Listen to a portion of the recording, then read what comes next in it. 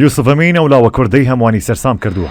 یوسف ئەمین ساڵی 2019 لە هەڵبژاردی تازە پێگەشتووانی عێراق ڕەت کرایەوە، بەڵام لە ئێستادا یاری بۆ تیپی یەکەمی عێراق دەکات. یوسف ئەمین لەدایکبووی ساڵی 2003 و باوانی خەڵکی شاری سلێمانین. باوکی یوسف کە ناسراوە بە کاپتن وەلید یاریزانێکی بەتوانای تیپی زیرەکی دەربارین خان بووە.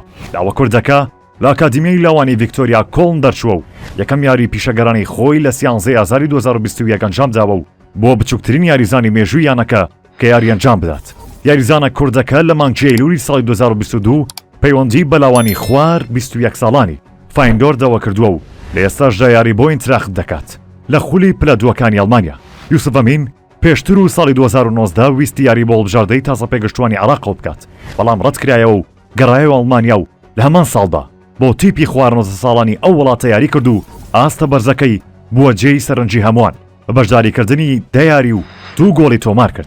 پاشان یاریزانەکە خواستی خۆی بۆ یاریکردن بۆ هەڵبژاردەی عێراق دەربڕی و لەلایەن عێراقیشەوە پێشوازی لە بڕیارەکەی کرا. ئەم ساڵ لە مۆندیالی لاواندا ئاستێکی بەرزی پێشەش کرد و ئەمەش وای کرد سەرنجی هەمان بەلای خۆیدا ڕەبکێشت و لەگەڵ لاوانی خوار 20 ساڵی عێراقدا 5 یاری ئەنجامدا و خاوەنی گۆڵێک و ئاسێسێکە.